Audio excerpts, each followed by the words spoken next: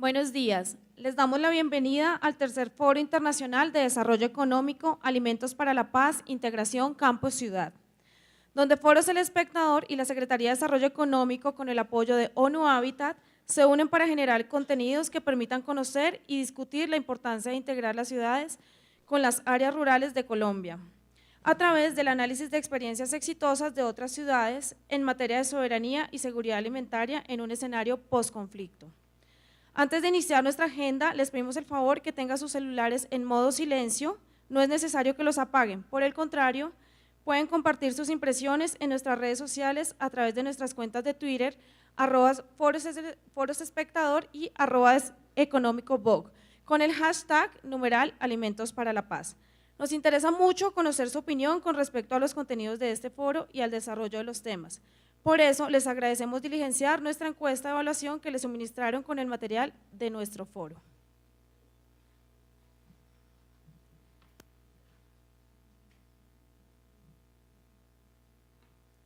A continuación, escucharemos el himno nacional de la República de Colombia.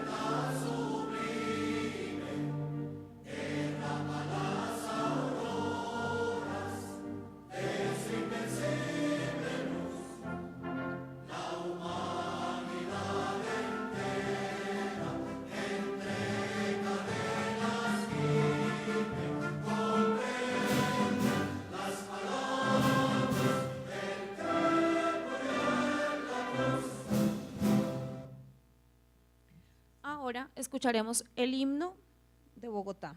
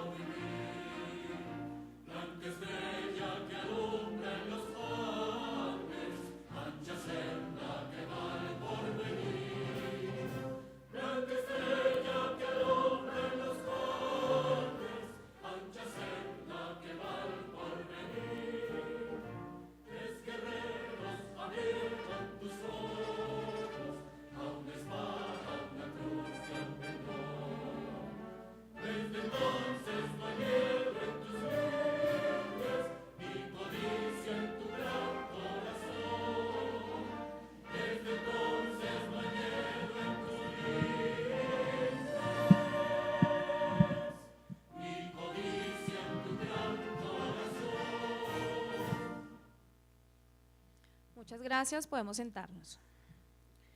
Invitamos a Fidel Cano, director del diario Espectador, quien hará la introducción a nuestro foro.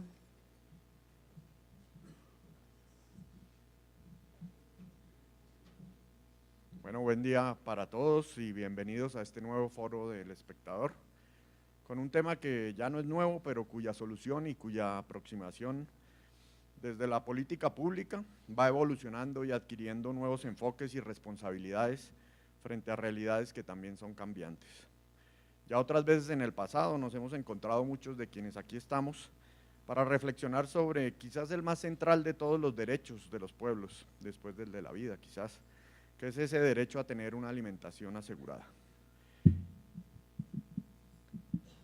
Y es natural que por lo general cuando se aborda el tema pensando en una urbe desbordada como esta Bogotá en que habitamos, la sola idea de asegurar la alimentación de esa inmensa población sea una preocupación suficiente. Sin embargo, de todas esas reflexiones que antecedieron el diseño del Plan Maestro de Abastecimiento y Seguridad Alimentaria para la capital, todos tenemos claro que este no es apenas un asunto de asegurar una oferta suficiente de alimentos y hacer viable su acceso por parte de la población. Tan importante como ello es el sistema completo, desde la producción de esos alimentos hasta el final de la cadena y los efectos que todo ese sistema tiene en salud, medio ambiente, equidad, cohesión social, cultura y muchas cosas más.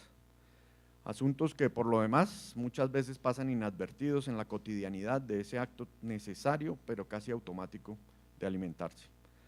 ¿O alguien se ha preocupado por conocer quién produce lo que consumimos? ¿De dónde vino esa naranja del jugo que nos tomamos esta mañana? ¿Quién la sembró? ¿Cómo? ¿Dónde? ¿Qué tuvo que pasar para que esa naranja llegara hasta Bogotá y terminara en un vaso de jugo? ¿Pero es eso importante? ¿Cambia en algo? Cualquiera podría pensar que no, mientras tenga su vaso de jugo en la mesa y lo pueda conseguir al más bajo costo posible.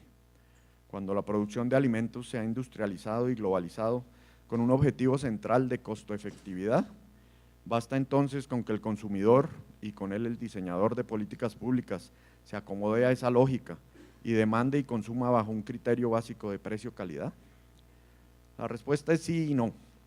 Sí es importante despejar esa nebulosa que opaca esa relación entre la producción y el consumo, y no basta con que los productos lleguen al menor costo posible y nada más. El elemento cultural alrededor de la alimentación, la cercanía geográfica de los centros de producción, el origen y situación social de los productores, la armonía con el medio ambiente, la misma dieta y con ella la salud de la población, la calidad de vida, en fin, son demasiados los asuntos relevantes que entran en juego alrededor de esa simple garantía de abastecimiento y acceso de alimentación para una población determinada. Y son muchos también los efectos positivos que proyectos bien pensados y que integren todos esos elementos pueden tener sobre la ciudad, sus pobladores y su entorno. Algunas de esas experiencias son las que nos van a contar aquí en este foro los invitados nacionales e internacionales.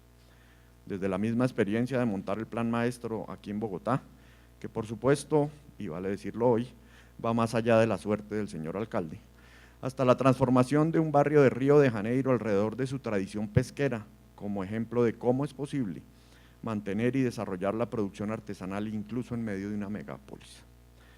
También aprenderemos a través de un movimiento como Slow Food, casi lo contrario, cómo una decisión de consumo puede generar nuevas cadenas de producción que se integren a esa decisión para beneficio de toda una región.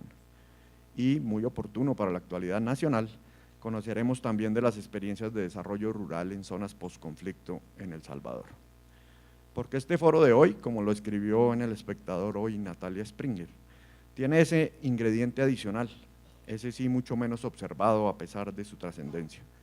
Cómo este asunto de la seguridad alimentaria puede y debe integrarse en un país que avanza en un proceso de paz y que por mucho que falte y muchos obstáculos que tenga todavía al frente por sortear, comienza a asomarse por primera vez en décadas a visualizar un posconflicto. ¿Es la seguridad alimentaria un actor preponderante de ese eventual posconflicto? Creo que la pregunta sobra. Es verdad que nuestro conflicto es en su origen eminentemente rural, pero su terminación no puede hoy abstraerse de lo urbano. Ahí existe ya un acuerdo en la mesa sobre lo agrario, que sin embargo no contempla todo esto que venimos a aprender hoy aquí, y hace falta.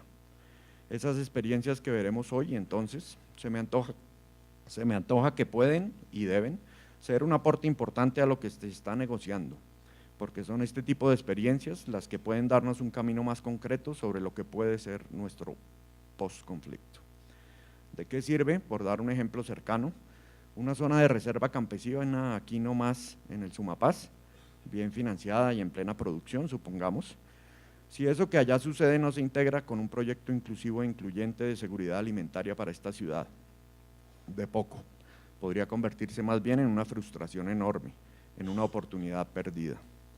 No perdamos pues ese foco en todo lo que hoy escucharemos, porque de aquí puede salir una voz necesaria y urgente que llegue hasta La Habana. Bienvenidos.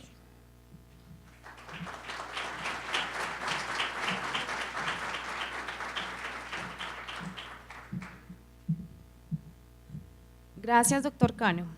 Ahora invitamos a Edgar Cataño, director nacional del programa ONU Habitat.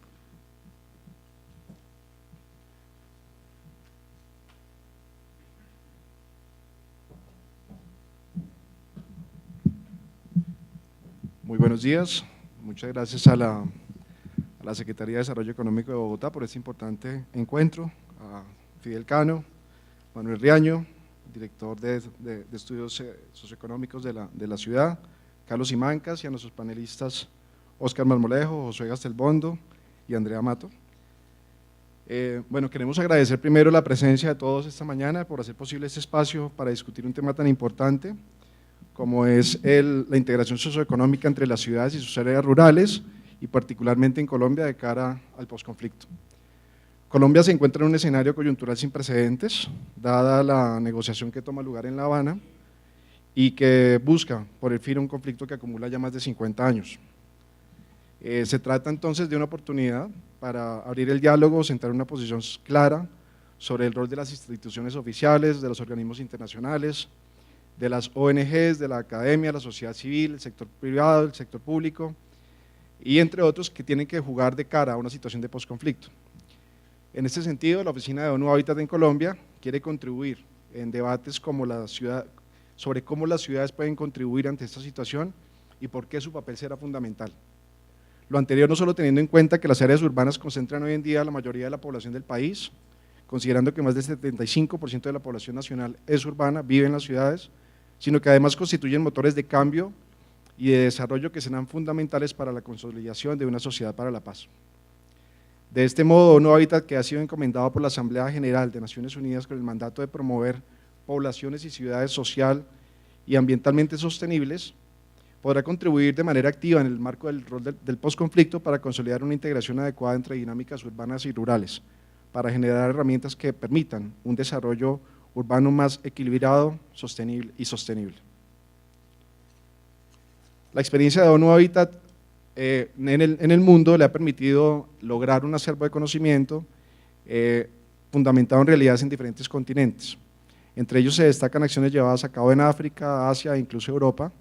De hecho, junto a valiosos aliados hemos consolidado plataformas de conocimiento como la Red Global de Herramientas del Suelo, la cual tiene entre sus prioridades la gestión de enfoques de administración del suelo para sociedades en posconflicto y la gestión de la planificación del uso del suelo a nivel regional, nacional y municipal, temas que son de vital importancia para el país en estos momentos. En ese sentido, ONU Habitat ha logrado posicionar su presencia en países que han superado dinámicas de conflicto armado con interesantes resultados, teniendo como ejemplos a Ruanda, Burundi, Sudáfrica, Serbia, República Democrática del Congo, Timor Oriental, entre otros, bajo un enfoque de integración urbano-rural y atendiendo las necesidades de los países en temas de desarrollo urbano, sin dejar de lado temas transversales de vital importancia como son la seguridad en las ciudades y la inclusión social. Del mismo modo, la experiencia técnica del trabajo de ONU Habitat ha permitido avanzar en la planeación para tener seguridad alimentaria o garantizarla, promoviendo una visión en la cual las áreas urbanas y rurales son inseparables. Es indispensable tener en cuenta que las ciudades y poblaciones pequeñas constituyen importantes mercados para la producción rural y le contribuyen por medio de conocimientos y tecnología. Así, para poder entablar una relación adecuada entre estos dos componentes, se deben dejar de lado las divisiones entre lo urbano y lo rural, establecer el imaginario de una interacción continua entre estas dos, para que tanto en estas áreas como rurales se logre un desarrollo más equilibrado. Como ejemplo de ello, ONU Habitat ha trabajado de la mano con el Fondo Internacional de Desarrollo Agrícola en países en situación de posconflicto, contribuyendo al fortalecimiento de la planeación, la legislación y la economía urbana. Esto demuestra no solo el potencial de Naciones Unidas para apoyar y contribuir en temas de seguridad alimentaria, sino también de establecer importantes alianzas para consolidar el desarrollo urbano sostenible dentro de un marco de superación de conflicto armado, como es el caso en Colombia. ONU Habitat reitera su compromiso entonces con el país, con las ciudades colombianas, para contribuir a que su rol sea muy activo en el escenario de construcción de paz. Queremos en ese sentido, y quiero aprovechar la oportunidad para invitarlos, como compromiso de ONU Habitat con el país, al Foro Urbano Mundial que se desarrollará entre el 5 y el 11 de abril próximos, donde se debatirán temas de esta naturaleza y que tendrán más de 12.000 personas de presencia, representando más de 160 países. Un escenario muy importante donde las ciudades colombianas podrán expresar sus grandes desafíos y donde podremos generar intercambios concretos para compartir estas experiencias tan importantes como las que hoy se debatirán acá. Muchas gracias por su atención, sean todos bienvenidos a participar en este interesante diálogo y esperamos recoger las conclusiones de cara al diálogo que tiene ONU Habitat con el país. Muchas gracias.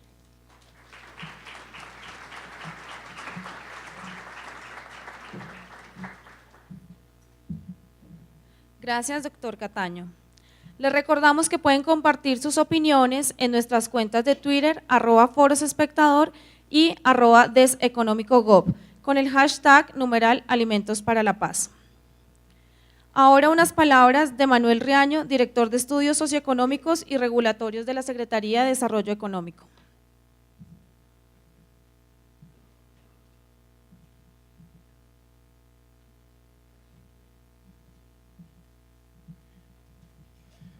Buenos días, quisiera darles la bienvenida desde la Secretaría de Desarrollo Económico y desde la Alcaldía de Bogotá a este evento.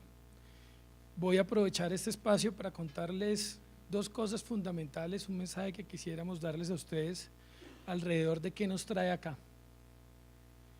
Tim Campbell, un doctor en planeación urbana, escribió un libro hace 2 años titulado ¿Cómo aprenden las ciudades? Más allá del conocimiento. Dos de las premisas que él plasmó en este libro hoy son el fundamento de estos foros. La primera es que las ciudades sí pueden aprender, pueden acumular conocimiento y pueden llegar a innovar, conociendo sobre todo de las experiencias de otras ciudades. Por esas razones que hoy los expertos que nos acompañan vienen a mostrarnos las experiencias que desde otras ciudades del mundo han tenido para afrontar los mismos problemas que tiene Bogotá y las demás ciudades colombianas. El segundo tema en importancia es que ese conocimiento y esa innovación solo se da cuando está hecho en comunidad, en sociedad. Por eso los foros. No puede ser un conocimiento exclusivo y unas decisiones de política pública que se realicen desde el escritorio. Deben ser temas y conocimientos que se generen a partir de la sociedad. Hoy estamos acá en el tercero de estos foros, que nos reúne alrededor del tema de la seguridad y la soberanía alimentaria y su papel para la paz. Estamos aprovechando esta ocasión y esta experiencia porque estamos en la necesidad de replantearnos aspectos fundamentales sobre la política de seguridad alimentaria que tiene el distrito y sobre el plan maestro del que ya se ha hablado con anterioridad. Hay 3 factores fundamentales. Esta política y este plan maestro fueron diseñados hace más de 1 década en la ciudad. Hay muchas cosas que han cambiado, el panorama internacional es distinto, los precios de las materias primas con los que se realizan los principales alimentos en el mundo se han modificado, estructuralmente ahora son muchísimo más altos y hoy discursos como los de soberanía alimentaria tienen un significado más allá de la reivindicación del campesino y tienen que ver con la verdadera posibilidad de los pueblos de tener garantizada la alimentación. Un segundo aspecto que nos lleva a replantearnos la política son los nuevos diagnósticos y la información con que ahora contamos y que antes no teníamos y que nos plantean la necesidad de con esta nueva información reenfocar y casi que micropolitizar las acciones que puede tener una ciudad frente al tema. Hoy sabemos, por ejemplo, que los bogotanos consumen 1.738.000 toneladas anuales de comida, que de esa comida el mayor producto dentro de la canasta es el arroz, pero que cuando yo lo miro por niveles de ingresos, las personas más pobres están consumiendo como su principal producto la papa, y que gastan la mayoría de la plata en los cárnicos y en las panaderías. Todas las intervenciones que hemos planteado durante estos años han estado centradas sobre los productos básicos que llamamos alimentos frescos. Hoy quizás tenemos que comenzar a replantearnos cómo podemos intervenir con la agroindustria y con los productos procesados. Y un tercer tema que nos lleva a este replanteamiento son las nuevas posibilidades que la ley de ordenamiento territorial que tiene el país e instrumentos como los contratos plan que le permiten ahora a las ciudades hacer algo que antes no podían hacer: invertir recursos financieros en otros municipios del país. Estamos haciendo una experiencia piloto en la Secretaría, estamos trabajando con 4 departamentos. Nuestro secretario de despacho, Carlos Simancas, hará en su exposición un desarrollo de cómo estamos empezando a hacer esto, pero es la primera vez que lo podemos hacer. Y en el mismo marco se puede volver un instrumento real para trabajar por la paz. Las ciudades, en el marco, los alcaldes de las ciudades, en el marco de la última reunión del Foro Urbano Nacional que organizó ONU Habitat y el equipo de Edgar Cataño en septiembre, se les preguntó sobre cuál sería su papel sobre la paz. Y todos dijeron: yo estoy interesado, yo quiero hacer paz, quiero preocuparme por cómo salimos de esto en el país, pero ninguno fue capaz de aterrizar eso en una idea concreta. Esta puede ser una: trabajar por la seguridad alimentaria. Las ciudades y los que estamos llenos de los habitantes y los consumidores tenemos que preocuparnos por ese tema. Y a los campesinos podríamos intentar que aquellos que logren llegar de nuevo a sus tierras cuando estemos en un posconflicto tengan condiciones dignas para volver, que se les pueda garantizar la producción, el consumo, la producción desde las ciudades, y nosotros que tenemos además el dinero y la obligación histórica podamos participar de esa manera. Bienvenidos.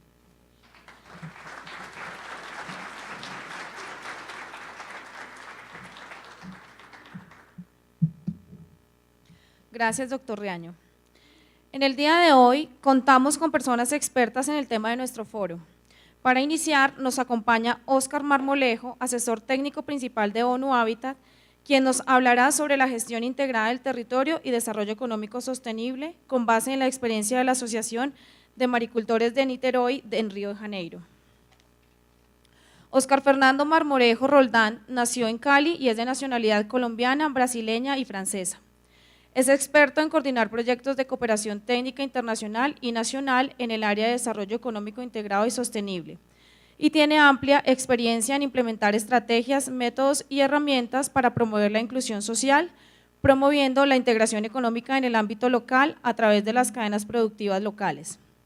Además de poseer varios títulos en el área de educación, Óscar Marmolejo tiene una maestría en Educación, Tecnología y Desarrollo de la Universidad de París, un doctorado en Ingeniería en la misma universidad en el área de cadenas productivas locales y desarrollo económico territorial. Actualmente cursa un postdoctorado en Ciencia Política, específicamente en Políticas Públicas y Dinámicas Territoriales en la Universidad Federal Fluminense. Ha sido consultor e investigador para UNESCO, ONU Habitat y para la Alcaldía Municipal de Niterói, Estado de Río de Janeiro, en donde se desarrolló una experiencia que nos va a compartir. Con ustedes, Óscar Marmolejo.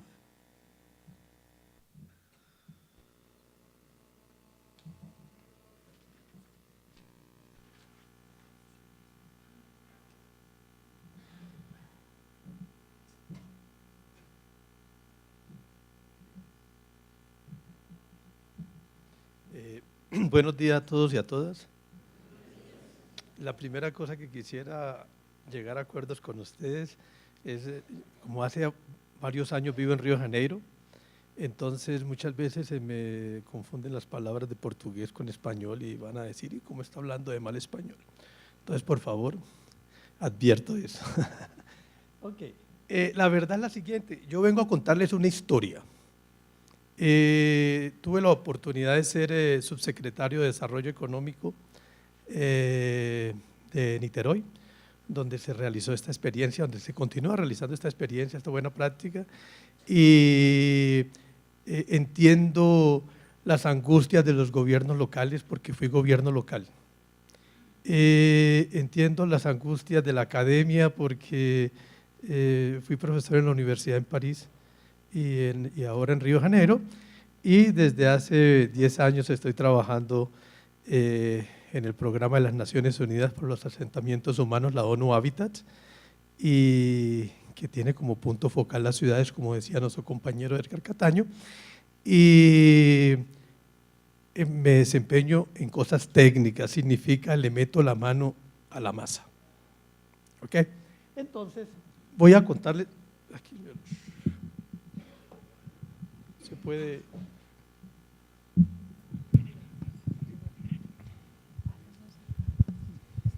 Aló, aló. Aló, aló. Ok, trabajo en esta área de gestión integrada del territorio, con el énfasis en el desarrollo económico local sostenible, y vengo a contarles este estudio de caso del cual participé en 1997, fui uno de los gestores, pero yo estoy seguro que no se hubiera conseguido lo que se ha conseguido hasta ahora, hasta el 2014, si no hubiera sido por uno de los líderes de esa comunidad, que es el que prácticamente dinamizó todo este proceso. Y la historia que le vengo a contar es cómo se dinamiza en una comunidad de escasos recursos económicos este producto del mejillón.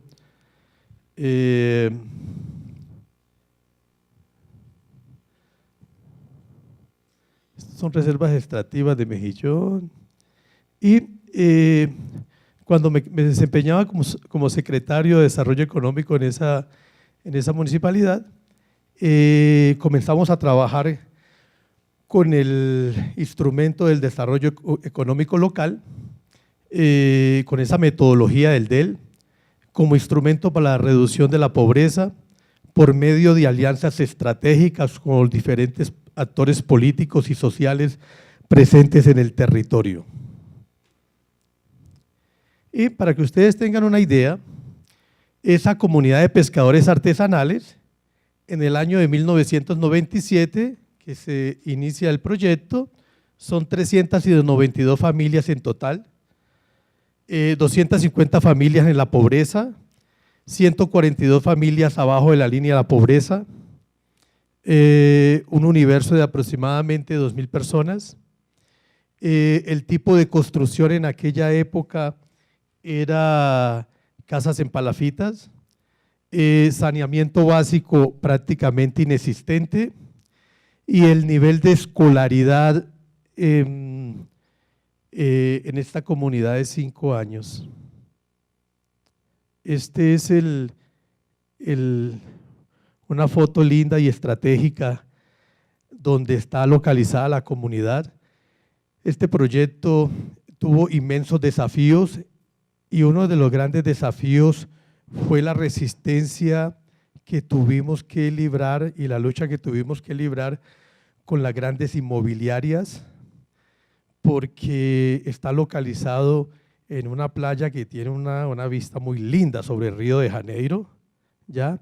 Y uno muchas veces escuchaba del poder de las grandes inmobiliarias, pero son muy pobres y no pueden tener esa vista tan bonita. Entonces, esta comunidad hay que sacarla de aquí, porque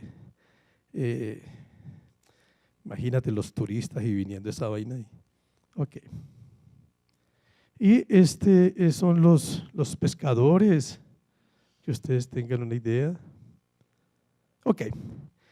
Mira, esta es la realidad en 1997. La verdad es que a estos procesos hay que apostarles a mediano plazo, ¿ya? Yo tenía un profesor, Carlos Matus, que tuve la oportunidad de trabajar con Carlos Matus durante 8 años, y Carlos Matus decía lo siguiente. Carlos Matus fue director de la CEPAL, y Carlos Matus decía lo siguiente: planifica quien tiene poder y quien no planifica es planificado. ¿Ya? Y nos propusimos como desafío, como elemento estructurante, expandir el cultivo del mejillón de la comunidad de maricultores de Yuruyuba, y construir un centro comunitario para el procesamiento del mejillón. Había otra particularidad de esta región, de esta comunidad. es gente que viene del nordeste y del norte del Brasil. Generalmente el nordeste y el norte del Brasil son los estados más pobres del Brasil, y la gente migra, o sea, para Sao Paulo o para Río de Janeiro para tener mejores condiciones de vida y de trabajo y todo. Y prácticamente el 90% de las mujeres de los pescadores trabajaban en aquella época haciendo como muchachas de servicio en los barrios de clase media y media alta que son alrededor, y hoy son las gestoras y son las administradoras de esta empresa, de esta fábrica que les voy a contar. Resulta de que en esta historia los actores económicos, políticos y de la sociedad civil involucrados desde el 97 al 2013 fue la Asociación de Maricultores de Yuruyuba. No existía la asociación, fue creada. La Alcaldía de Niterói, la Cooperación Internacional, el gobierno departamental, que allá se llama los gobiernos estaduales, el gobierno nacional, la universidad ha jugado un papel muy importante en esto, les voy a contar. El SENAI, que aquí sería como el Servicio Nacional de Aprendizaje Industrial, el SENA, y el SEBRAE, que es el servicio de apoyo para la pequeña y mediana empresa en el Brasil. Y resulta que en el año 97 elaboramos un proyecto para el Fondo de Iniciativa Local para el Medio Ambiente Urbano, el programa del PNUD LIFE, donde colocamos el proyecto intitulado Mejillón Río, cultivo y procesamiento de mejillones de la comunidad de Yuruyuba, y ganamos un capital semilla inicialmente de $100.000 para sacar a 400 personas de la extrema pobreza. Relativamente era un desafío bastante grande. Y en el año 2000, con múltiples alianzas, yo cómo voy a colocar las cosas aquí para ser más rico después las preguntas y todo, pero ahí se construyó el Centro Comunitario de Procesamiento de Mejillones. Aquí entró la Secretaría del Medio Ambiente, entró, ellos no tenían título de propiedad, y resulta que tuvimos que hacer negociaciones con el gobierno central, con el gobierno federal, porque nos dimos cuenta, no sabíamos, pero nos dimos cuenta que había una ley del pueblo de las aguas, y esta gente, por ser pescadores artesanales, tenían derecho al pose de esos terrenos. Eran una especie de comodato por 100 años, entonces cuando se dieron cuenta que por 100 años iban a poder hacer esto, se sintieron más tranquilos también. Esta es y algo bastante interesante fue que en la construcción de esa unidad de procesamiento, ahí se hace la recepción, el almacenamiento, el desconchamiento, el lavado y la selección y procesamiento térmico del producto. Y la universidad, la Facultad de Nutrición, porque hicimos alianzas estratégicas con la universidad, a través de los programas de extensión universitaria, comenzaron a darle capacitación a esta gente de cómo hacer el manoseo del producto, del pescado, del mejillón, a cómo poderlo empacar al vacío. Voy a contarles algo interesante. Hoy, en el año 2011, esta gente consiguió un reconocimiento de un ISO 9000. Es la única comunidad de pescadores en el Brasil que tiene ese reconocimiento. Y algo bastante interesante, es gente que tiene una capacidad acumulada tremenda. Yo me recuerdo de que le comentaron a un ingeniero mecánico cómo querían que fuese hecha la máquina para desconchar el producto, y el ingeniero mecánico, él hizo la máquina, hizo la patente de la máquina, no le contó a ellos, y 4 años después la máquina estaba a la venta. ¿no? Oiga, pero de verdad que es una historia bastante interesante. Hoy, estas son las personas que trabajan en el centro, son 140 mujeres de la comunidad que trabajan en el centro, que fueron capacitadas por el SEBRAE, por la universidad y por el equivalente del SENA. Es el empaque en excelente calidad que se hace. ¿Ya? Y en medio de todas esas alianzas, en el año 2000 se consiguió que fuese la Fundación Banco del Brasil. Aquí la iniciativa privada ha participado bastante y se le ha metido a este proceso porque vio que ha tenido buenos resultados. Conseguimos un buque, un barco de 11 metros de pesca de línea, y eso les resultó en aumento de la producción, que pasó a 31 toneladas mensuales.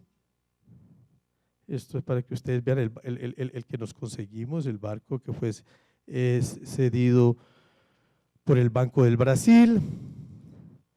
En estas alianzas estratégicas también con la Universidad Federal Fluminense y la Universidad Federal de Río de Janeiro, a través del Centro de Tecnología, Trabajo y Ciudadanía, fue posible que se donara un barco para trabajar la parte de gestión ambiental y el cultivo de mejillón, y con esto se amplió el radio de acción del cultivo de mejillón por medio de haciendas marinas. Algo bastante interesante fue lo siguiente: recuerdan que al inicio les mostraba cómo ellos estaban haciendo la extracción solamente a partir de la piedra, y eso estaba generando incluso un problema ambiental bastante grande, porque cuando les tiraban la cáscara del mejillón, la tiraban al mar y estaba haciendo bastantes efectos de polución. Y hoy fue implantado haciendas marinas. Este proyecto fue reproducido en 5 lugares del Brasil, y el año pasado los peruanos llamaron a Misael, que es el presidente de esta asociación de maricultores, para implementar este proyecto en el Perú. Están las haciendas marinas que durante el proyecto se fueron construyendo. Resultados del proyecto: tenencia y regulación fundiaria. ¿Recuerdan las casas en Palafita? Miren cómo están hoy. La urbanización y acceso a los servicios básicos. Estos pescadores hoy le pagan al gobierno municipal los impuestos tranquilamente, porque simplemente en este proceso el gobierno municipal les ha dotado de acceso al servicio básico. Como les decía, el principal impacto positivo del proyecto en el medio ambiente ha sido la repoblación de los mariscos de las colonias naturales por causa del cultivo de los mismos en las haciendas marinas que ustedes acabaron de ver.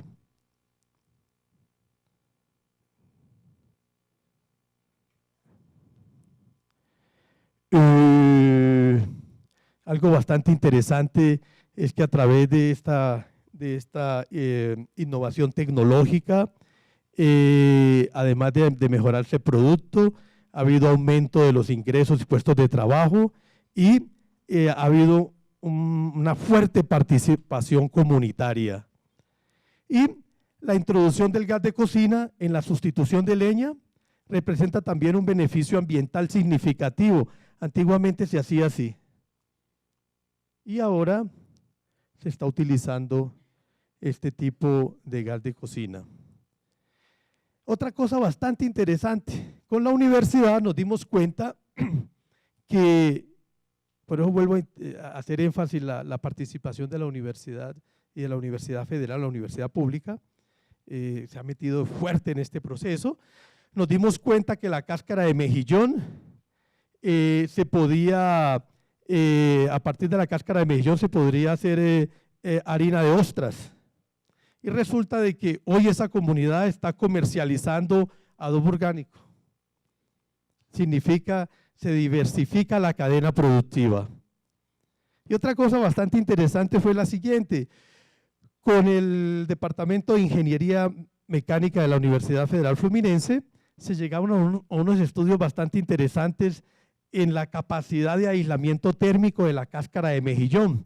Y resulta de que estamos hablando de Río de Janeiro, es ciudad costera, generalmente las clases, la clase media, media alta y alta, generalmente en sus casas tiene sus churrasqueras, ¿ya? Y entonces se montó una pequeña unidad en la comunidad que fue capacitada también para hacer ladrillos, ¿ya? Y esos ladrillos hoy se venden como para construir esas churrasqueras. Otra cosa bastante interesante fue la siguiente. Llegamos y le dijimos a la alcaldía de Río y a la alcaldía de Niterói, oiga, ¿por qué no colocan ustedes el día miércoles como el día del pescado en la merienda escolar?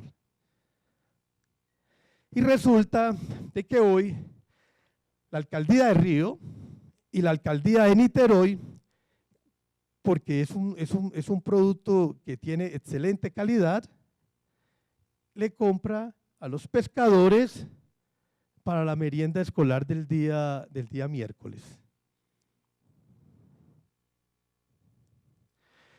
Algo bastante interesante fue la siguiente. Se diversificó la cadena de comercialización para supermercados tipo Carrefour y para los polos gastronómicos de la ciudad de Niterói. Y algo bastante interesante fue que hace 10 años, 11 años, los 2 primeros años del inicio del proyecto, allá el intermediario, o sea, el atravesador, ellos le llaman atravesador en portugués al intermediario, muchas veces cuando el pescador traía su producto, el mejillón y el pescado, esperaba que el producto estuviera en ese momento en que si no se vende se pudre. Y hace 15 días, por ejemplo, en una escala de 1 a 10 le habían comprado el producto al kilo a 5 y le ofrecían 2 al pescador y el pescador angustiado porque si no lo vendía se podría el pescado. Este centro de beneficiamiento del pescado que les mostré en esas fotos, hoy tiene una cámara frigorífica. Significa el poder de negociación de ellos se aumentó porque ellos traen sus productos, los guardan ahí y negocian en otras condiciones. En 1997 el ingreso de cabeza familia mensual era de 1.4 salarios mínimos. En el 2013 el ingreso de cabeza familia mensual es de 5.5 a 6 salarios mínimos. En el año 2009 se instaló el pregón electrónico del pescado con la alcaldía. Esto ha sido una ganancia bastante grande. ¿Por qué? Porque la alcaldía hace también pregones online y resulta de que cuando el pescador artesanal trae su producto, se comunica con la Secretaría de Desarrollo Económico, allá existe la Secretaría de Desarrollo Económico, le dice, mire, yo tengo tantos kilos, tantas toneladas de tal producto, ¿ya? Y resulta de que cuando el pescador llega al puerto, el producto ya está vendido y la Secretaría de Hacienda ya ha sacado su parte de impuestos. O sea que es muy bueno para todo el mundo. Por último, había algo bastante interesante, que era un desafío también a vencer. Generalmente estos pescadores cuando van para alta mar se demoran de 7 a 10 días para volver. Cuando les decía a ustedes que las madres trabajaban en servicios domésticos en los barrios de clase media alta, en los alrededores, dejaban a los niños en casa y muchas veces hubo niños quemados porque entraban a hacer el aguapanela o a calentar algo y el niño se quemaba, ¿ya? Y resulta de que hicimos una alianza estratégica, necesitábamos 2 personas de la comunidad porque en el Brasil por ley para ser director de una guardería tiene que tener a salir de la universidad con título de Ciencias de la Educación. Y con una universidad privada, nos conseguimos una beca de 80%, ¿ya? Los pescadores, esta asociación pagaba el 20%, con una universidad privada nos conseguimos una beca de 80% para que dos mujeres de la comunidad, indicada por la comunidad, hicieran el curso de pedagogía. Hoy la directora esta es la directora Sandra, la directora de esta creche, de esta guardería, es posgraduada en educación infantil. Sabíamos de que no podían pasar a una universidad pública porque la selección, el examen de admisión no tenía la capacidad académica para entrar en una universidad pública, y vimos otros medios que esta gente pudiera se capacitar. Y la verdad es que sin este señor que se llama Misael y que ha sido el líder del proceso desde 1997 y que se alfabetizó completamente durante el proceso de este proyecto y hoy es un gran administrador, un gran gerente, no hubiera sido posible este desafío y vencer este proceso. Para finalizar, yo me recuerdo que del año 2010, cuando se realizó el quinto Foro Mundial Urbano en Río de Janeiro, presentamos este proyecto, porque este proyecto ha ganado Programa de Buenas Prácticas, Mención de Buenas Prácticas de Naciones Unidas, y resulta de que yo le dije a Misael, tengo 20 minutos para hablar. Yo me voy a encargar de la parte conceptual, significa yo voy a hablar 5 minutos y usted va a hablar los otros 15 minutos. Tenemos la posibilidad de que tengan traductores simultáneos en las 5 idiomas y él fue el que le habló los otros 15 minutos a la comunidad, porque yo estoy seguro de que es fundamental fundamental darle espacio a estas gentes que muchas veces son los invisibles de los procesos, pero que sin ellos esto no hubiera llegado a feliz término. Muchas gracias por la atención prestada.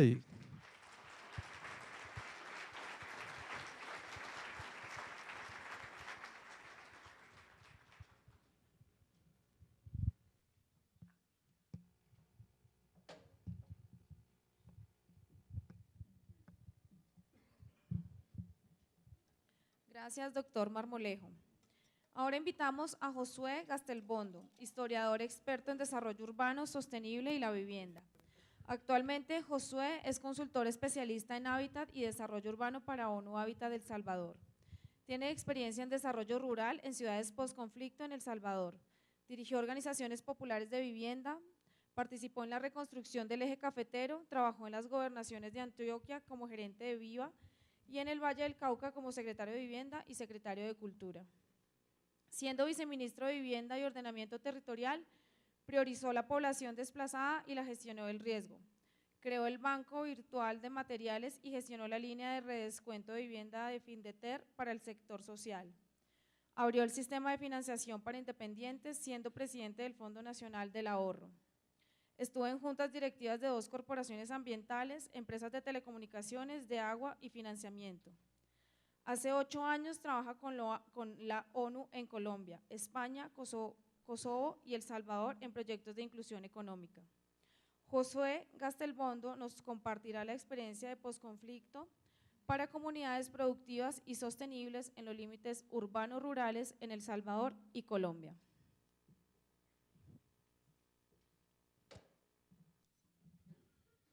Bueno, buenos días a todas, a todos, a las amigas, amigos que están aquí. Bueno, vamos a compartir un tema sobre El Salvador. El Salvador firmó los procesos de paz hace 23 años, de una guerra civil supremamente cruenta en un país muy pequeño, que hacía que incluso la guerra se diera muy cercana, porque en El Salvador no hay grandes selvas aisladas ni este tipo de cosas, sino que hay poblados muy cercanos. Es un país pequeño, de 21.000 kilómetros cuadrados, es decir, que cabe como 50 veces en Colombia, o sea que es como un departamento. Y desde el último gobierno, incluso el que firma los acuerdos de paz, era un gobierno del partido Arena, que es una alianza republicana nacionalista, es un partido claramente identificado con la derecha, que tuvo el gobierno durante 4 periodos. En ese periodo, que es, digamos, durante 20 años, que es un periodo, digamos, de posconflicto, el modelo rural no tuvo mayor estímulo. Básicamente, diversos grupos de desmovilizados del FMLN y incluso campesinos de otras fuerzas montaron mecanismos de cooperativas agrícolas, combinando propiedad. Si uno llega a las cooperativas y encuentra la casa con predios grandes, digamos de 500 metros o 1000 metros de área para que tengan pequeños cultivos, y áreas colectivas, de propiedad colectiva para el trabajo agrícola y la comercialización, combinados con equipamientos comunitarios. Pero el modelo de desarrollo que planteó el gobierno de Arena durante 20 años buscaba más bien la importación de insumos que el estímulo de la producción agrícola. Esto cambia hace 5 años, cuando un bloque de centro, digamos, hace una alianza con el FMLN y ganan la presidencia, y empieza un proceso de reactivación del proyecto agrícola. Es decir, lo que queda muy claro es que definitivamente se necesita voluntad política para el desarrollo rural. Y en los últimos 5 años se da una combinación entre inversión del Estado e inversión del fenómeno de albalimentos y albapetróleos en la región, que es importante, básicamente fomentando crédito y abriendo espacios de mercadeo. El modelo de ALBA fundamentalmente le prestaba al campesino y le ponía de una vez en la posibilidad de que pagara con producto, y ponía el precio al cual le iba a comprar el producto desde el momento de otorgar el crédito. Y normalmente eran precios ligeramente más altos que los que podían vender en las plazas de mercado. Entonces esto permitía, digamos, garantizar al campesino un mecanismo. Ahorita voy a comentar un poco más porque nos acercamos en el trabajo territorial a ese modelo y tuvimos, digamos, usamos parte del modelo actual. Hace un mes se dio la primera vuelta y hace 8 días la segunda vuelta en El Salvador.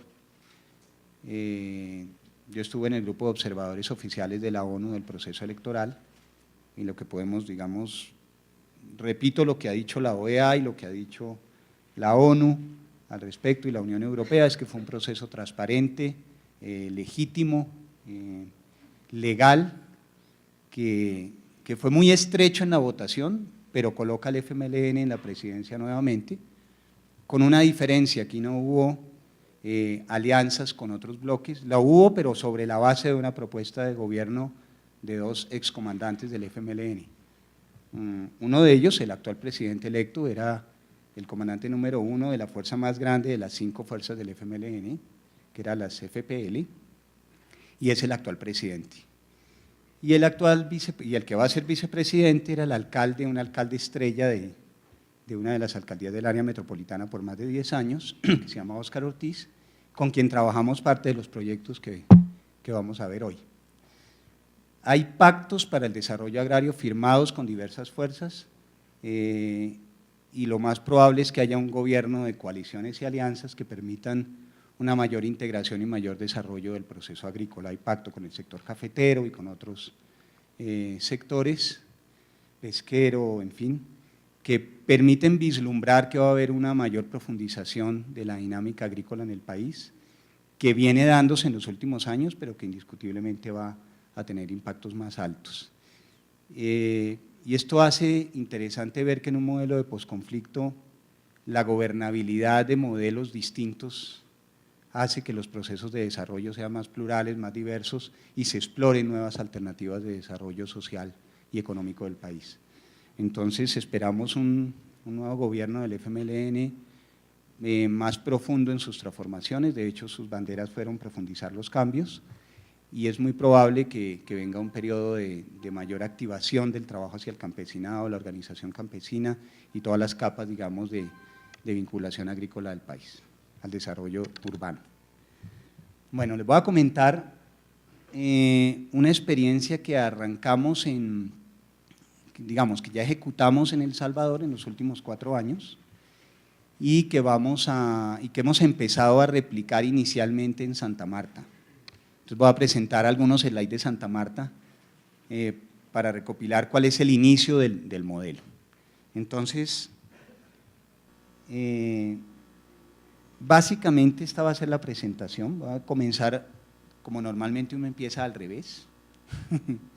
Le voy a contar qué resultados hubo en este proyecto, después cómo es el modelo y por último cómo se plantean las experiencias de El Salvador y de Colombia en este tema y algunas reflexiones para que conversemos en el espacio de preguntas.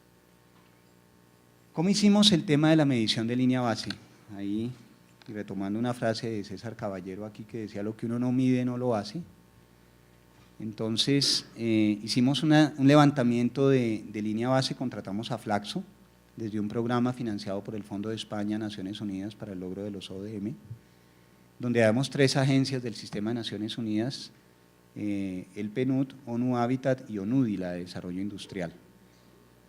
Y el Gobierno Nacional de El Salvador dirigía el proyecto. Esto arranca en el 2010 y digamos que cerramos, aunque nosotros seguimos vinculados desde ONU Habitat al proyecto barrial. Para la medición de línea base escogimos las comunidades donde íbamos a trabajar. Básicamente era un proceso de transformación de asentamientos precarios en asentamientos productivos y sostenibles. Y en ese modelo, obviamente los alcaldes y el gobierno nos asignaron diversos asentamientos en la situación más crítica de pobreza en varios municipios del área metropolitana.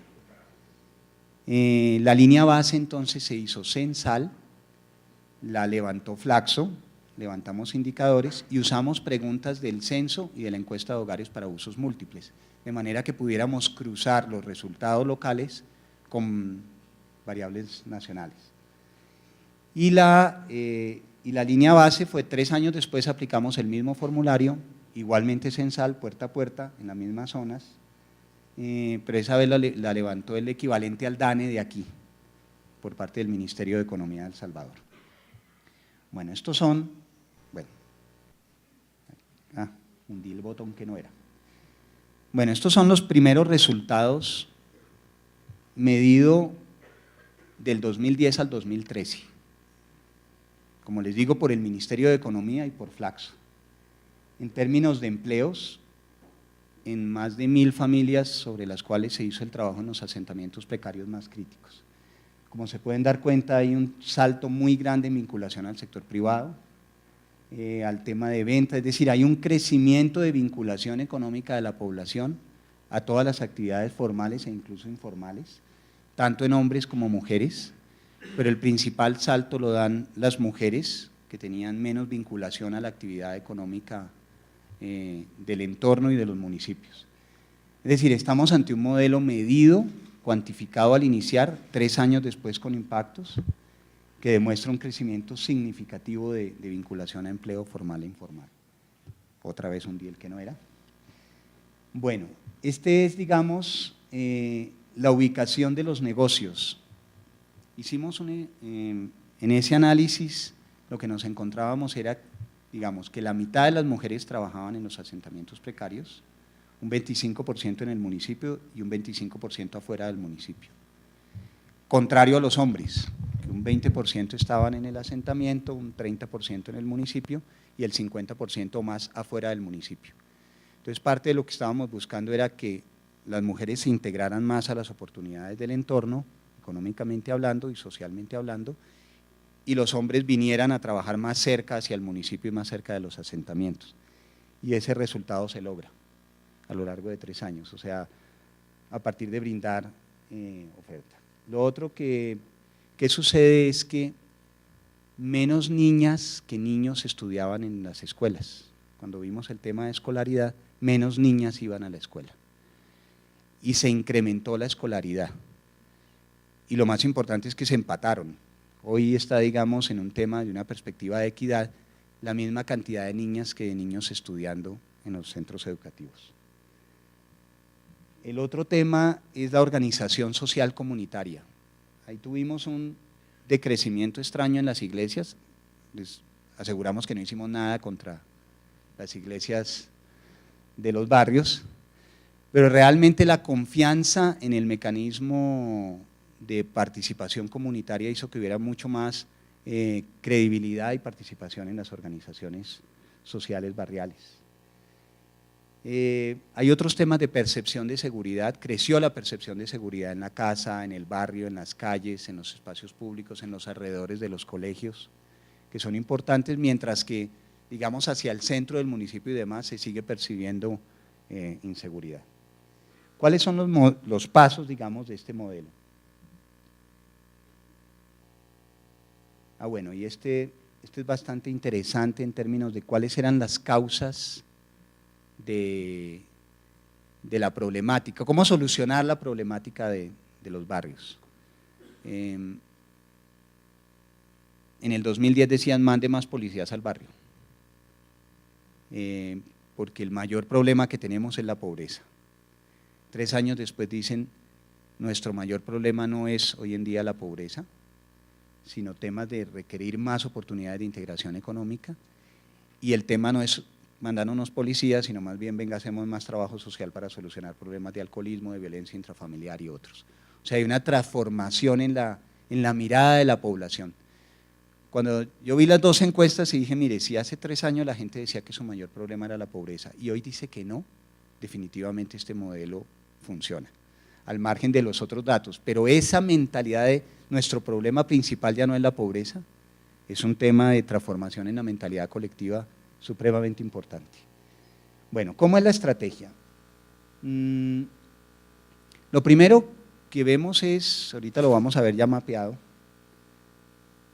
es que la unidad de integración económica a la ciudad no es el negocio, no es la familia, es el sector de la ciudad.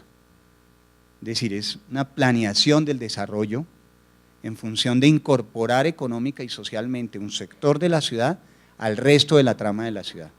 Porque realmente los sectores populares están aislados de manera, mejor dicho, uno pasa por un barrio marginal y no solamente se siente la ruptura en el tipo de casas, en la parte urbana, sino que también están aislados de la economía, en fin, pueden tener oportunidades de inclusión económica enfrente del barrio, pero están aislados del barrio, pueden vivir al lado de una zona industrial y no están articulados a la zona industrial. Entonces, digamos, ese primer elemento de enfoque es clave. La unidad de integración económica y de inclusión económica es el barrio, es el sector, es la zona de la ciudad. Y eso nos pone en otra lógica porque nos pone a pensar la integración como ciudad. Hicimos estudios de flujo de bienes y servicios entre el barrio y el entorno, algo así como importaciones y exportaciones entre los barrios populares y su entorno. Vimos, digamos, en algunos casos de traslado, esto, si hay pérdida de ingresos, esto lo estamos viendo ahorita con Colombia y México, digamos. Y empezamos a ver alrededor de los barrios, cada barrio que íbamos a integrar, anillos de oportunidad de integración a la ciudad. Y a partir de ahí se arma una estrategia de integración, de inclusión económica y social y cultural a la ciudad, y una serie de alianzas público-privadas alrededor de los ejes de inclusión. Y arranca el tema. Entonces veamos cómo ha sido el tema. Aquí voy a recurrir a un tema que hemos iniciado de la mano con ANSPE y en el caso de Santa Marta y con la alcaldía de Santa Marta. Voy a usar el referente de Santa Marta para mostrar los primeros pasos y muestro los más avanzados con el tema del Salvador. Entonces, ¿qué es lo que vamos a ver en el tema de Santa Marta? Dentro de este paquete de las 100.000 viviendas gratis, hay 4.000 viviendas ubicadas en Santa Marta en un solo barrio. Ese barrio se llama Ciudad Equidad y el reto es cómo hacer inclusión económica de Ciudad Equidad a las oportunidades de Santa Marta. 4.000 familias en Santa Marta es un montón. Si se considera que hay como 40.000, 42.000 conexiones de agua, eso significa que ahí está el 10% de la población. Entonces, ¿qué es lo que hacemos metodológicamente? Analizamos el PIB de la ciudad y ubicamos los sectores principales de dinámica económica, que este es el ejemplo de Santa Marta. A partir de ese contexto, se mapeó para la ciudad de Santa Marta dónde estaban las concentraciones de actividad económica y dónde estaba la población. El círculo más pequeño es donde va a quedar el barrio de Ciudad Equidad, donde está el barrio de Ciudad Equidad, de hecho ya está construido. Y es su integración hacia la ciudad, pero hay otros anillos hacia afuera que tienen que ver con las oportunidades de ser un barrio de borde de ciudad, por eso lo queremos poner como ejemplo. Y se hicieron anillos de 1 kilómetro, de 7 kilómetros y de 10 kilómetros. E igualmente se levantó manzana a manzana dónde está la población actualmente, dónde están sus puestos de trabajo, y estas son, digamos, mapas de las dinámicas económicas de Santa Marta montadas en el mapa, algunos temas, digamos, de empleo formal e informal, en dónde está ubicada, digamos, la ciudad, y a partir de dónde está la ciudad, dónde está la población del barrio con respecto a esas oportunidades de ciudad. Y llegamos a esta conclusión. Aquí está Ciudad Equidad y hacia allá está el centro de Santa Marta. Entonces, la primera oportunidad de Ciudad Equidad tiene que ver con el abastecimiento de la canasta básica. Hay 4.000 familias que viven allí y compran un promedio de 10.000 pesos diarios para canasta básica, la básica, es decir, para llevar el arroz, el frijol, el aceite a la casa. Eso significa 40 millones de pesos diarios. ¿Dónde los van a comprar? O esos 1.200 millones de pesos mensuales, ¿dónde los van a comprar? Y creemos que hay una primera oportunidad de organización comunitaria alrededor del abastecimiento de canasta básica. Y eso implica un trabajo de alianzas público-privadas para garantizar que la mayoría de esa plata o un porcentaje importante de ese recurso quede circulando dentro de la dinámica económica del barrio. El segundo tema tiene que ver con un transporte cercano, unas posibilidades de hacer ventas ambulantes en el entorno, y ese barrio queda sobre la carretera por donde entra toda la red de abastecimiento básico que viene de la Sierra Nevada de Santa Marta. Cuando miramos el barrio hacia el otro lado dijimos, bueno, el 80% son familias que sufrieron el desplazamiento y que tenían vocación campesina hace 5, 10 o 15 años.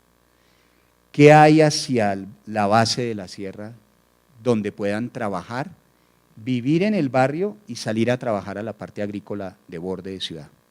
Es decir, ¿cómo concebimos un barrio de borde de ciudad que se articula a la producción agrícola de borde de ciudad y contribuye al abastecimiento alimentario de la ciudad? Y en esas primeras reuniones, por ejemplo, el programa de víctimas, porque empezamos a decir, bueno, ¿de quién son las tierras en la zona?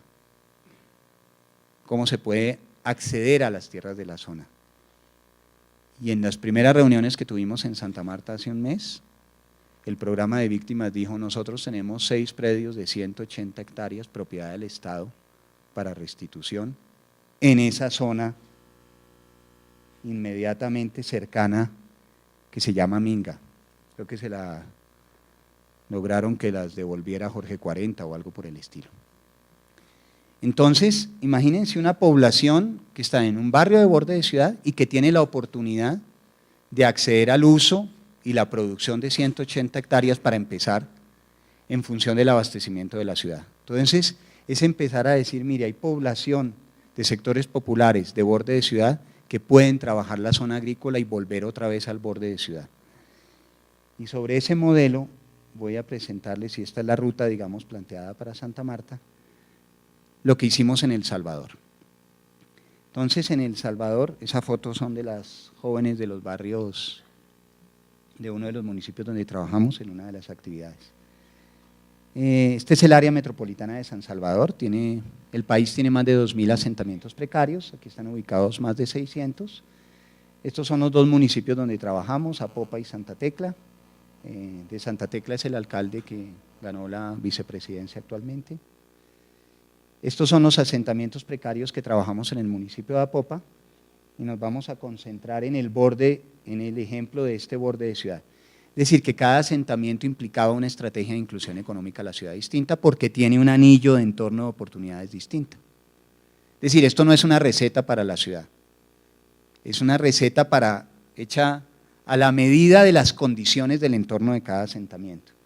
Entonces nos vamos a concentrar aquí. Y este fue el ejercicio. ¿Qué teníamos? Una población de 3 barrios juntos, con una montaña al lado. Esa montaña fue bombardeada durante la época de la guerra, incluso con químicos, en fin. Tenían algunos problemas de suelo, pero los campesinos siembran allí y han ido mejorando las condiciones del suelo gradualmente.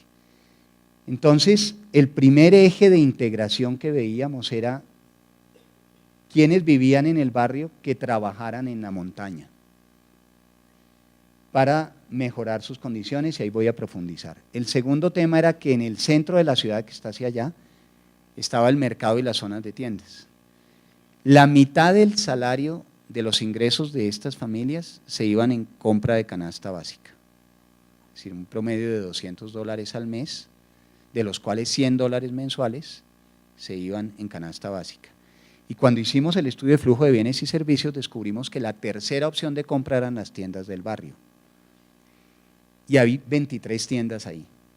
Entonces, obviamente nos planteamos la organización de una megatienda para comprar en volumen, vender en el mercado y abastecer la red de tiendas. Y ahí entramos por el tema de perecederos, ahorita lo vamos, de no perecederos para el abastecimiento de tiendas y combinarlo con la producción campesina para los perecederos.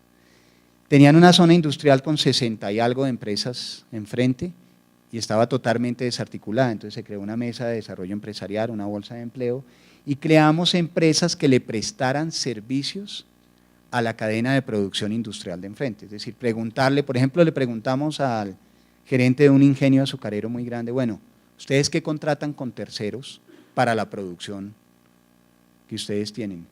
Él dijo, mire, este ingenio desbarata los aires acondicionados cada 15 días, los limpia, los organiza y vuelve y los monta. Si ustedes nos ofrecen empresas de mantenimiento de aire acondicionados, aquí los…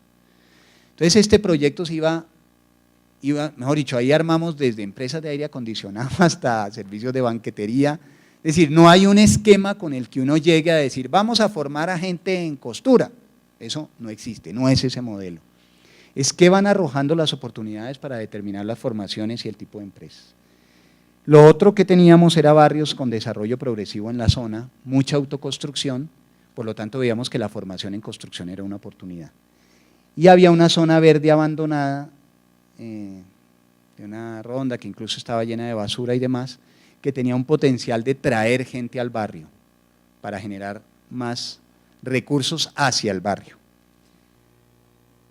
Esto visto en fotos, esto era, no se los voy a leer, no se preocupen, era cómo planeábamos las distintas acciones donde estaba el Viceministerio de Vivienda, el rol de la alcaldía, lo que hacíamos, digamos, desde el concepto de hábitat, desarrollo económico local y proyectos productivos, y lo último tenía que ver con una cadena de valor en particular que queríamos desarrollar. Pero esto lo veíamos cada 3 meses con el gobierno nacional, las alcaldías y todos los actores para ir viendo cómo íbamos. ¿Qué fue lo primero que hicimos? Firmamos unos acuerdos de contribución con las asociaciones comunales y las organizaciones populares de los barrios. Y volvimos a la gente protagonista en la ejecución de los recursos en el proceso. Para darles una idea, ellos terminaron manejando más o menos $500,000, o sea, 1.000 millones de pesos, que lo manejaron y lo administraron las comunidades en función de ir construyendo todo lo que hicieron, lo compró la gente. Y eso genera una relación totalmente distinta. Este es el momento en que el viceministro firma con las comunidades los convenios. Hicimos algunas alianzas claves, este es con una fundación de acompañamiento al desarrollo municipal para generar alianzas de acompañamiento público-privado. Este es con la Universidad Pública de El Salvador, la UES, para temas de formación de microempresarios de la construcción. Ayudamos a la formulación de políticas de desarrollo económico municipal. Y esta es la comunidad al momento de firmar los acuerdos de contribución. Este, por ejemplo, es una nota de prensa cuando la comunidad firma con la Cámara de Comercio la asistencia técnica para la asesoría de los proyectos. Es totalmente distinto contratar a una entidad que llega a decirle venimos a darle asistencia técnica, a darle la plata a la gente para que paguen a la entidad para que les dé asistencia técnica a sus proyectos. De hecho, hubo una comunidad que dijo esos productos son muy malos, no los queremos pagar, Y ese era parte del riesgo que nosotros sabíamos que asumíamos al empoderar a la gente frente a instituciones prestigiosas y demás del país. Pero genera un nivel de apropiación distinto. ¿Cuál fue el? Entonces, cada eje, estaba el eje agrícola, el eje de abastecimiento básico, el eje hacia la zona industrial, el eje hacia los barrios vecinos y la dinámica de economía interna. Cada eje tenía alianzas público-privadas distintas. Cuando vimos el tema, ¿y esto por qué arrancó solo? Me devuelvo. Cuando vimos el tema del cómo abordar el tema agrícola, tuvimos un primer enfoque. Programa de desarrollo de proveedores que ha movido colegas nuestros de Naciones Unidas en varios países, eso arrancó en México, que consiste en identificar una empresa tractora, no sé si lo han oído, o sea, una empresa grande, y entonces se capacitan a los chiquitos para que provean al grande y el grande lo jalona y lo incursiona en la dinámica económica y lo vuelve un proveedor constante, entonces le garantiza su dinámica. Ese programa nos formuló este proyecto y decía, mire, es sencillo, démosle crédito a la gente para que vaya y compre los insumos, le damos asistencia técnica mientras va produciendo y al final le ayudamos a conseguir empresas fuertes, incluso la FAO, PMA, que compra en volumen productos agrícolas para el mercadeo, o redes de panaderías que tenemos que compran montones de harina. Yo dije, listo, formularon el perfil de proyecto, por cierto, fueron varios meses, en fin. Cuando fui a contratar al señor de asistencia técnica, le di el proyecto, sabíamos que tenía mucha experiencia en trabajo popular, en trabajo campesino, era un agrónomo, profesor universitario, muy hábil. Y el tipo me devuelve el proyecto y me dice, mire, Josué, con mucho gusto, pero yo a este proyecto no le trabajo. Me dije, ¿qué pasó? Me dice, el problema es del modelo. El tema es del modelo. Yo a ese modelo no le trabajo. En ese modelo los campesinos compran insumos químicos que no son ambientalmente sostenibles. Dígame de quién es la tierra. No contempla el tema de la propiedad de la tierra en ese modelo. Y el proceso de organización para el mercadeo es muy débil. Y resulta que la gente también produce para el autoconsumo y ahí hay otros temas. Es decir, con ese modelo, muchas gracias, pero no le trabajo.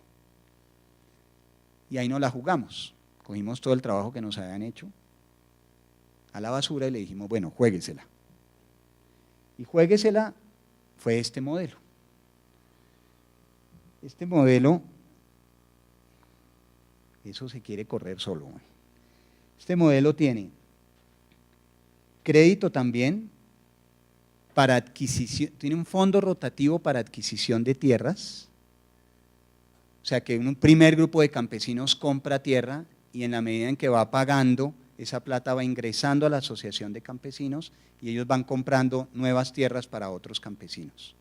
Ahí hubo todo un debate si debían ser asociativas o particulares, al final decidimos que fueran propiedad privada en el campesino, pero asociatividad para la comercialización y la producción. Y crédito para mano de obra al comienzo de la cosecha. Lo segundo fue un fuerte contenido de educación en producción agrícola orgánica, donde lo que estábamos buscando era bajar los costos de producción por medio de que los campesinos aprendieran a hacer cosas que en el otro modelo irían a comprar a un centro de venta de insumos agrícolas. Es decir, en vez de ir a comprar abono, fabriquen el abono, en vez de comprar pesticidas, fabriquen repelentes y ahí empieza la mezcla de tabaco, cerveza, ajo, cebolla, bueno, aquí hay gente experta en el tema y nos puede decir más qué es lo que mezclan. Entonces, que pase el venado y porque está muy picante el frijol, entonces no se lo come y sigue el venado, en vez de matar, es decir, usar repelentes y no pesticidas, pero que los hiciera la gente. Y los campesinos empezaron a ver que podían producir a menor costo. Y eso empezó a cambiar. Eso fue lo que hizo que la gente se metiera. Mira, al principio no nos creían nada, nos tocó montarlos en un bus, como a 30 de ellos, e ir a ver otra experiencia dentro del país, de gente que hacía producción orgánica, y la gente entendió, se devolvió y eso empezó a guardar los orines en la casa, bueno, en fin. Y empezó un proceso de transformación. Ahorita lo vamos a ver en imágenes. El post cosecha se analizó muy bien para el autoconsumo. Resulta que la mitad de la gente guardaba el producto en su casa para el autoconsumo y la otra mitad o menos salía a comercializarlo. Y en la guardada, el maíz en costales y demás, pues las ratas, el gorgojo. Eran campesinos que terminaban echándole veneno al maíz de la casa para que no se lo comieran las ratas, pero después ellos se comían el maíz con él. El tema de la cosecha para la producción, es decir, aquí también había un tema de semillas, que lo vamos a ver ahora, y el tema de comercialización mediante un proceso asociativo y organizativo, que arranca con mercados locales y que busca socios, pero tiene una lógica territorial, es decir, ¿dónde más cerca en el territorio podemos vender, evitando que el producto vaya y venga? Por ejemplo, las señoras que hacen algo parecido aquí a las tortillas, que son a las arepas, que son allá las pupusas, van a comprar el maíz al mercado y vuelven con él. Entonces estos empezaron a vender directamente el maíz a las productoras de pupusa y lograban ponerlo a precio que ahorraba el viaje de ida y venida. Bueno, entonces, con el nuevo modelo este fue el diagnóstico. El diagnóstico hizo preguntas realmente distintas, arrancó preguntando por la tenencia de la tierra, el otro modelo no lo preguntaba. Los niveles de rendimiento, las necesidades, en fin, temas de almacenamiento, de capacitación, y a cada uno de estos puntos le montamos estrategias de trabajo. Entonces, por ejemplo, pues no vamos a entrar en detalles sobre la tenencia de las parcelas, sobre cuánto pagaban por alquiler, cuánto tiempo trabajaban en la parcela, si tenían o no acceso a crédito, cuánto invertían en la producción en su momento para frijol, para maíz por manzana, cuántos eran las áreas que sembraban, la relación producción-rendimiento por manzana, el abastecimiento familiar, cómo guardaban los productos, si usaban semillas criollas o usaban semillas importadas, este tema fue importante, si sabían de agricultura orgánica o no, si usaban semillas criollas, si les interesaría aprenderlo.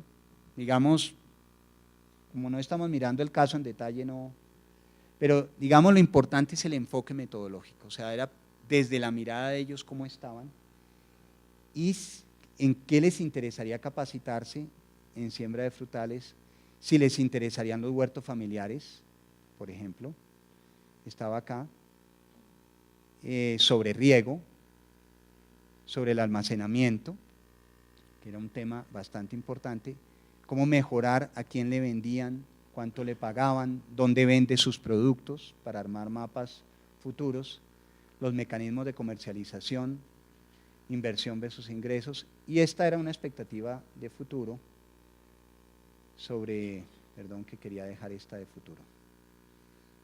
¿Cómo se sentían ellos produciendo?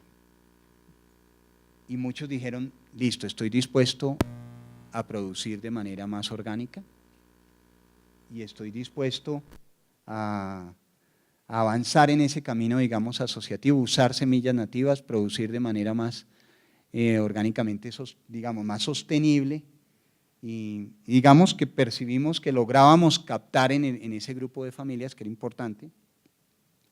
Entonces, arranca el proceso, estas ya son imágenes, digamos, de la comunidad en la producción de abonos orgánicos, la distribución, alrededor de la fabricación de cosas. Por ejemplo, ahí se estaba fabricando pintura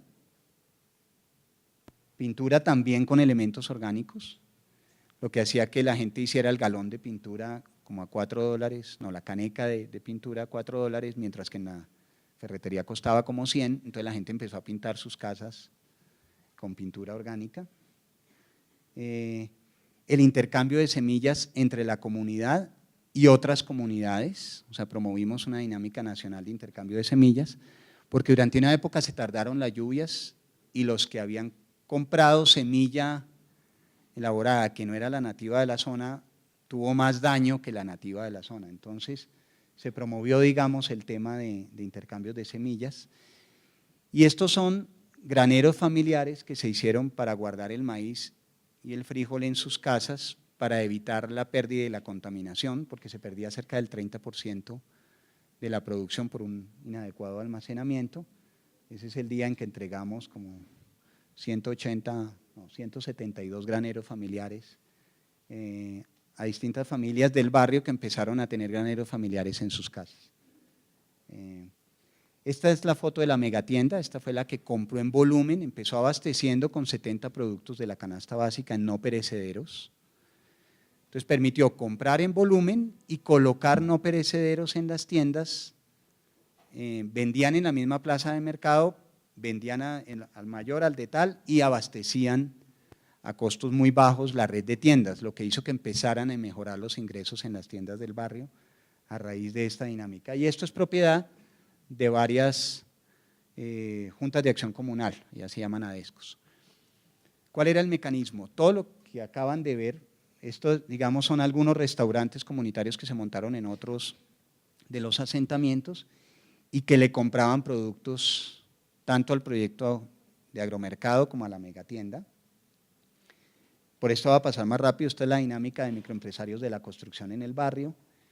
Adaptamos unos containers como aula móvil, ahí está el aula móvil por dentro, eso nos permitía moverlos para temas de capacitación. Este es el plan de mejoramiento, todo eso ya está construido, son las zonas verdes del barrio que se volvió un proyecto productivo de juegos de cuerdas, canopy y demás, que lo manejan los jóvenes, hay venta los fines de semana y financian un centro cultural manejado por jóvenes que ya se construyó. Esto es parte de las imágenes, esos son jóvenes del barrio. Esto ya está mucho más avanzado en las obras, las fotos están desactualizadas. Se hizo un trabajo de murales en las casas del Centro de Cultura. Esta foto no es real, pero el equipo que hay para hacer instrumentos musicales sí está, y está empezando, digamos, la fabricación de instrumentos musicales. Descubrimos que en El Salvador hay muy pocas guitarras para niños. Hay guitarras para adultos, las traen de la China y quebraron a todos los que fabricaban guitarras. Pero el mercado de guitarras para niños es muy bajo, entonces empezamos a hacer guitarras para niños. Estas son las torres de las cuerdas de canopy. Cuando hicimos las torres de las cuerdas de canopy, se requirió hacer soldadura industrial, entonces montamos el grupo de microempresarios de soldadura industrial que ahora le vende servicios a la zona industrial. Hubo procesos de entrega de titulación de títulos de propiedad. Los equipamientos comunitarios de centro cultural, locales productivos, centros de capacitación, se definieron mediante un concurso que llamamos concurso nacional de diseño para los espacios públicos que llamamos recetas urbanas. Después la comunidad discutió cuáles le gustaban más al margen del ganador y qué recomendaban. El ministerio da la premiación y demás, el ministerio abre las licitaciones y esto se construyó, estas no son, digamos, esto ya está construido. Estos son documentos de sistematización de la experiencia y estos son algunos reconocimientos nacionales del Congreso del Salvador. Ahí sí ya no salimos nosotros en la foto, sino que salen nuestros jefes. Y también hay un reconocimiento del Banco de Desarrollo de El Salvador por el apoyo al marco normativo y la política pública que hicimos en el tema. En este contexto, entonces, con esto nosotros terminamos, le damos las gracias y abrimos al escenario de respuestas.